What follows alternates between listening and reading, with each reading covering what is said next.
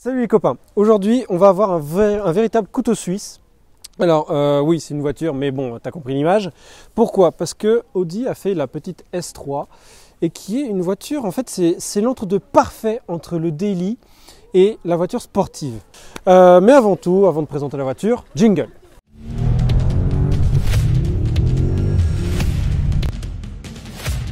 Tout moment je peux mourir. Alors on commence directement avec l'avant du véhicule. On va voir tout de suite, on remarque l'immense calandre avec le nid d'abeille. Alors là, il faut savoir qu'on a le Black Pack. Le Black Pack, c'est en fait le tour de calandre qui est noir.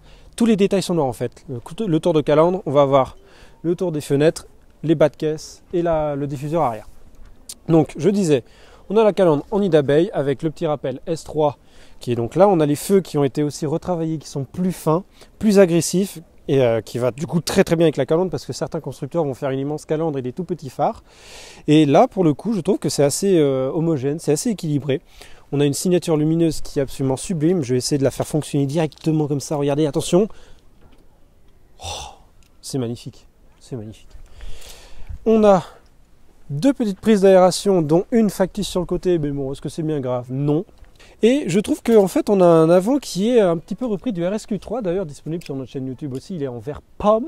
On a donc là un petit peu le même design sauf les ouïes sur les côtés qui sont un petit peu plus retravaillés. On va passer directement ensuite sur le côté sans oublier le petit capot nervuré. On a les jantes en 19 pouces que je trouve magnifiques, on reprend un peu le style rotor.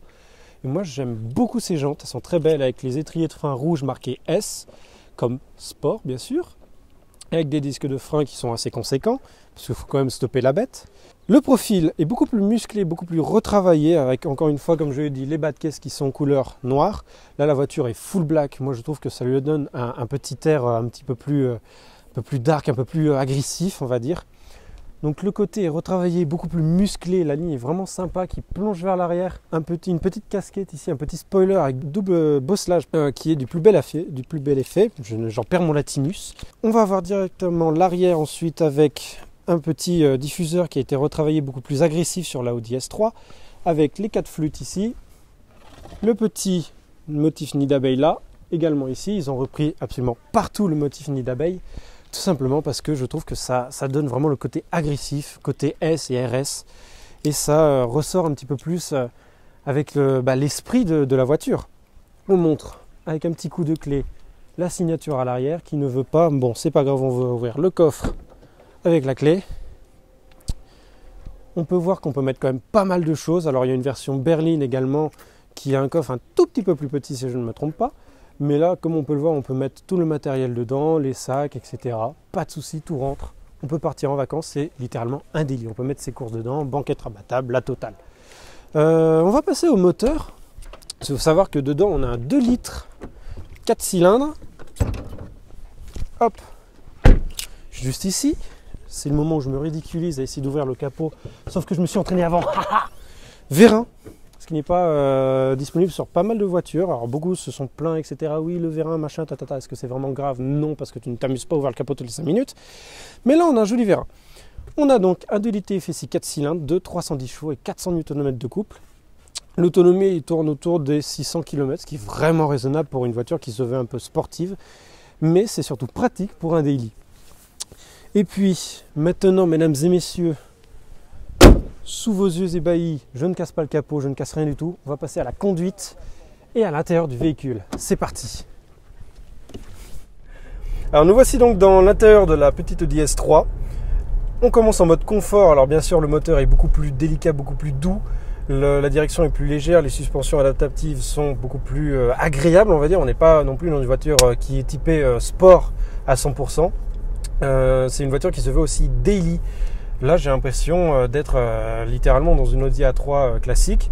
On est à 45 km/h sur la route, en ville. Les suspensions ne me martèlent pas le dos.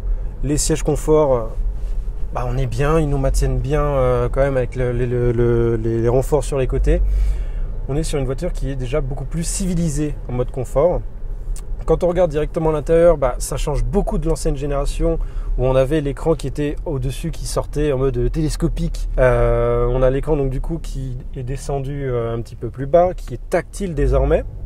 Alors bien sûr, on n'a pas le côté tactile comme on va voir sur les Golf 8 avec vraiment tous les boutons tactiles. On a encore une certaine interaction avec le conducteur ou un des boutons physiques, avec le petit clic satisfaisant, les amis d'ASMR, bonjour. On va avoir du coup les bouches d'aération aussi qui ont déménagé, qui étaient du coup à la place de l'écran désormais, qui ont bougé ici et à l'avant devant le passager. On a un éclairage d'ambiance également où on peut sélectionner, alors qu'il ne change pas en fonction du mode de conduite comme sur certaines voitures de certains constructeurs, mais là du coup on a quand même un bel éclairage d'ambiance qui, vu qu'on est en pleine journée, il ne va pas s'allumer non plus, ou peut-être que si, je ne sais pas, il faut trouver le moyen de l'allumer, je ne sais pas. Qu'est-ce qu'on a d'autre? Donc, en fait, quand on rentre dans cette voiture, on a un grand bol d'air frais, ça change beaucoup, on a beaucoup plus de technologie. Alors vous allez dire oui, encore une fois les matériaux, blablabla.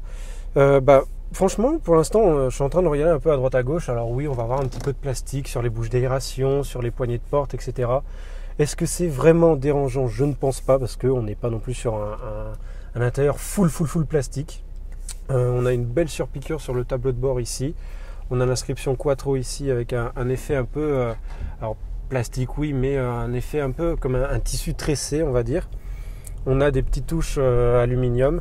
Et on a le levier de vitesse qui n'est plus l'ancien levier de vitesse très grand. Du coup, on a le petit sélecteur de vitesse comme sur la Golf 8, Golf GTI, que vous avez aussi sur la chaîne. Si vous voulez bien aller voir, s'il vous plaît, mettez un pouce bleu, abonnez-vous à la chaîne. Et puis partagez la vidéo et mettez un petit commentaire, ça nous fait toujours plaisir. Donc comme je disais sur la Golf 8 et aussi sur la Porsche 992, bien sûr, on est sur le groupe VAG. On a le volant qui est beaucoup plus grand. Alors pour certains, ça peut déranger. Alors oui, il n'y a pas le méplat, machin, encore une fois, on est sur avant tout un daily avec une petite touche de sport. Mais je pense que le côté grand volant, alors il est très fin aussi, donc ça équilibre un petit peu, ça rend le tout un peu plus homogène. Mais l'avantage d'avoir un grand volant, c'est qu'on peut avoir une vue complète sur le virtual cockpit. Et je trouve que c'est une très bonne chose parce que malheureusement chez certains constructeurs, sur certaines voitures, on va avoir un volant qui est beaucoup plus petit et qui nous cache un petit peu certains petits bouts de compteur. Ce qui fait que c'est un petit peu dérangeant. Là, on a un grand volant, ou alors sinon on fait comme Peugeot, on fait un tout petit volant avec le compteur au-dessus. Mais franchement, l'environnement est très bien. Donc les bouches d'aération me rappellent un petit peu, j'ai envie de dire, tout ce qui est un petit peu Lamborghini russe avec les formes très géométriques. Alors bien sûr, comme je l'ai dit dans la présentation extérieure, on a vraiment des formes, vraiment le nid d'abeille est vraiment repris partout. Et c'est une petite touche sport que je trouve très agréable sur la voiture. C'est une voiture qui peut accueillir jusqu'à 5 personnes. On a un coffre qui est largement suffisant. Et puis voilà, c'est chauffant. On a le Drive Select qui nous permet également de passer dans d'autres modes de conduite dont on va parler tout de suite, le mode dynamique.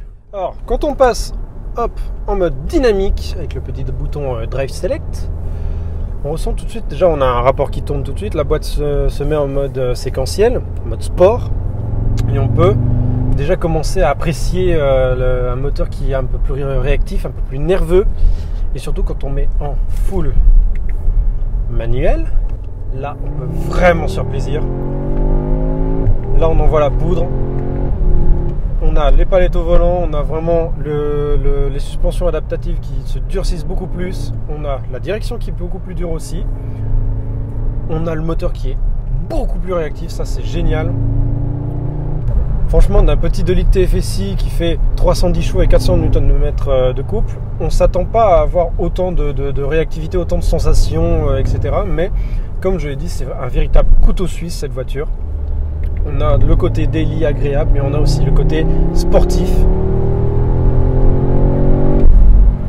Ça c'est génial, elle marche très bien. Le 0 à 100 est abattu en 4 secondes 8. C'est une voiture encore une fois qui se veut daily. C'est pas un truc qui va te massacrer les vertèbres toutes les 10 secondes. Quand on lâche l'accélérateur, on a 2-3 petites pétarades, mais sans en abuser non plus. Mais c'est une voiture qui pour le coup est vachement réactive. Passage de rapport, il est nickel. On envoie vraiment toute la puissance dès le début. Le turbo marche vraiment très bien. On n'a pas cet effet très mou, quand on commence à appuyer, le turbo qui charge, etc. Là, ça charge vraiment instantanément. On a vraiment beaucoup de puissance. Et je trouve que ça rend beaucoup mieux que certaines voitures. Et puis voilà, pour les petites routes sinueuses,